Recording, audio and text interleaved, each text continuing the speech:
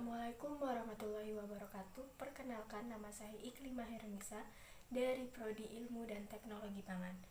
Yang saya hormati Pak Arif Nasrullah selaku pembimbing mata kuliah Pendidikan Agama, terkhusus Pendidikan Agama Islam. Kali ini saya akan mempresentasikan hasil dari kerja saya, yaitu syarat, rukun, serta yang membatalkan wudhu dan sholat. Berikut kita saksikan sama-sama. Berikut tampilannya. Baik teman-teman, saya akan menjelaskan tentang syarat, rukun, dan yang membatalkan wudhu dan sholat menurut dari 4 mazhab, yaitu mazhab Hanafi, Maliki, Syafi'i, dan Hambali. Yang pertama saya akan menjelaskan tentang syarat wudhu. Di sini saya sudah tampilkan syarat wudhu yang sudah disepakati oleh 4 mazhab, yaitu mazhab Hanafi, Maliki, Syafi'i, dan Hambali. Syarat wudhu yang pertama adalah berakal, yang kedua adalah balik, yang ketiga adalah Islam, yang keempat mampu menggunakan air suci dan mencukupi. Yang dimaksud dengan orang yang mampu adalah orang yang mempunyai air dan penggunaannya tidak memudaratkan dirinya. Ini merupakan pendapat di kalangan ulama mazhab Hanafi dan Maliki. Akan tetapi, pendapat yang azhar di kalangan ulama mazhab Syafi'i dan Hambali mengatakan bahwa wajib menggunakan air yang tidak mencukupi tersebut. Kemudian, ia melakukan tayamum. Yang kelima adalah hadas. Keenam dan tujuh adalah suci dari haid dan nifas. Kedelapan adalah waktu yang sempit, atau tidak membuang-buang waktu ketika berwudu dan tidak membuang-buang air. Selanjutnya,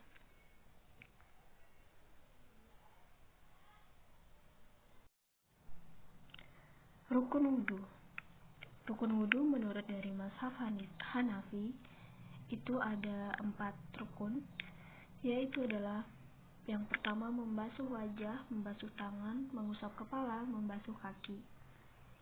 Sedangkan rukun wudhu menurut mazhab Maliki ada 7. Ada 7 rukun. Yang pertama adalah niat, membasuh wajah, membasuh tangan, mengusap kepala, membasuh kaki, mualat, dan yang terakhir adalah adal. Mualat, artian mualat di sini adalah tidak adanya jeda yang lama ketika berpindah dari membasuh satu anggota wudhu ke anggota wudhu yang lainnya. Sedangkan adal adalah menggosokkan tangan ke atas anggota wudhu setelah dibasahi dengan air dan belum sempat kering. Rukun wudhu menurut dari mazhab Syafi'i ada 6 rukun, yaitu yang pertama niat, membasuh wajah, membasuh tangan, mengusap kepala, membasuh kaki, kemudian yang terakhir tertib. Yang terakhir adalah rukun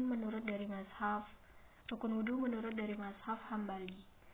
Terdapat 7 rukun, yaitu yang pertama niat, membasuh wajah, membasuh tangan, mengusap kepala, membasuh kaki, tertib, dan yang terakhir mualat. Selanjutnya adalah yang membatalkan wudhu. Yang saya tampilkan di sini ada 6 perkara. Perkara yang pertama adalah keluarnya sesuatu lewat 2 lubang kubul atau dubur. Menurut dari mazhab Hanafi, Syafi'i, dan Hambali itu membatalkan. Dan menurut dari mazhab Maliki, batal jika keluar sesuatu yang lazim juga dari lubang yang lazim. Perkara yang kedua adalah tidur yang bukan dalam posisi tamakkun. Menurut dari mazhab Hanafi dan Syafi'i itu membatalkan. Menurut dari mazhab Maliki itu batal jika pulas. Menurut dari mazhab Hambali itu batal walaupun dalam posisi yang tamakkun. Perkara yang ketiga adalah hilang akal karena mabuk, tidur, atau sakit. Keempat mazhab serempak membatalkan wudhu jika perkara hilang akal karena mabuk, tidur, atau sakit. Kemudian perkara yang keempat adalah menyentuh kemaluan dengan telapak tangan. Menurut dari mazhab Hanafi itu tidak membatalkan, sedangkan menurut dari mazhab Maliki, Syafi'i, dan Hambali itu sepakat dapat membatalkan wudhu. Kemudian Perkara yang kelima adalah menyentuh kulit lawan jenis yang bukan mahram. Menurut dari mazhab Hanafi itu tidak membatalkan. Dan sedangkan menurut dari mazhab Maliki, Syafi'i, dan Hambali itu membatalkan jika merasa lazat atau jika dengan syahwat. Kemudian perkara yang keenam adalah keluarnya sesuatu dari badan. Menurut dari mazhab Hanafi itu batal. Menurut dari mazhab Maliki, Syafi'i, dan Hambali itu tidak membatalkan.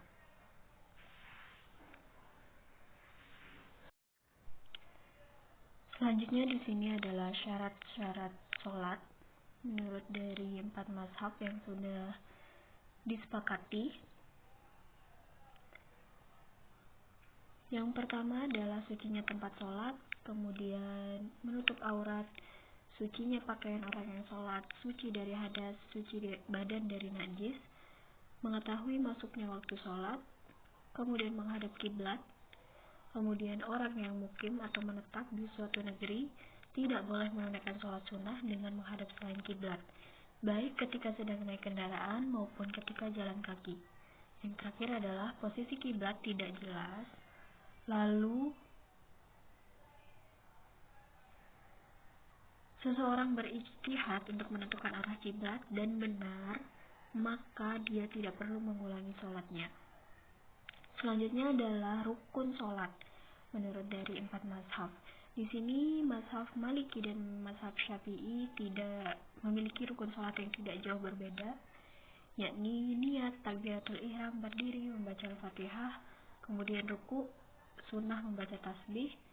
Di keempat mazhab ini semuanya ketika ruku sunnah membaca tasbih, kemudian i'tidal, bangun dari ruku, sujud, duduk antara dua sujud, duduk tasyahud akhir, membaca tasyahud akhir, kemudian membaca salawat Nabi, salam, dan terakhir adalah tertib. Menurut dari mazhab Hanafi ini memiliki rukun sholat yang paling ringkas atau singkat, yakni takbiratul ihram, berdiri, membaca Al-Fatihah, ruku, kemudian sujud, dan terakhir adalah duduk tasyahud akhir. Menurut dari mazhab Hambali, yang pertama adalah takbiratul ihram, kemudian berdiri, membaca Al-Fatihah, ruku, i'tidal, sujud, duduk antara dua sujud, duduk tasyahud akhir, membaca tasyahud akhir, membaca salawat Nabi, salam, tertib, dan tumakninah.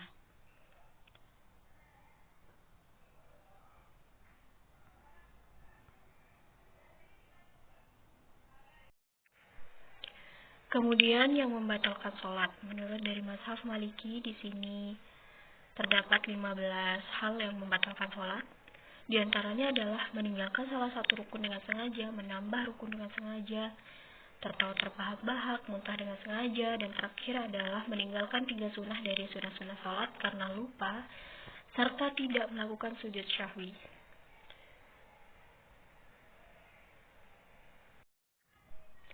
Kemudian yang membatalkan sholat menurut dari mazhab Syafi'i, di sini ada 18 hal, diantaranya adalah berbicara dengan sengaja, menangis, merintih dalam sebagian keadaan, banyak bergerak, makan atau minum, berpaling dari kiblat dengan dadanya, mendahulukan rukun fi'li dari yang lainnya. Kemudian adalah yang membatalkan sholat menurut dari mazhab Hambali, diantaranya adalah banyak bergerak, sengaja membuka aurat, ragu-ragu dalam takbiratul ihram, berbicara baik sengaja atau tidak, makan atau minum, berdaham tanpa alasan, meniup dengan mulut jika keluar suara minimal 2 huruf. Kemudian yang terakhir adalah menangis bukan karena takut kepada Allah, tetapi menangis karena hal yang lain atau yang duniawi. Kemudian yang membatalkan sholat menurut dari mazhab Hanafi. Di sini ada 17 hal yang membatalkan sholat menurut dari mazhab Hanafi. Tidak jauh berbeda dari mazhab yang sebelumnya. Yang berikutnya adalah mengucapkan kalimat innalillah, alhamdulillah, atau subhanallah ketika sholat. Kemudian terbit matahari ketika sedang sholat subuh, matahari tergelincir ketika sedang mengerjakan sholat Id. Kemudian yang terakhir adalah berhadas dengan sengaja. Jika didahului oleh hadas dengan tidak sengaja, maka tidak membatalkan sholat. namun harus berwudu dan meneruskan sholatnya. Terima kasih, sekian dari presentasi saya kali ini. Terima kasih atas perhatiannya, kurang lebihnya mohon dimaafkan. Wassalamualaikum warahmatullahi wabarakatuh.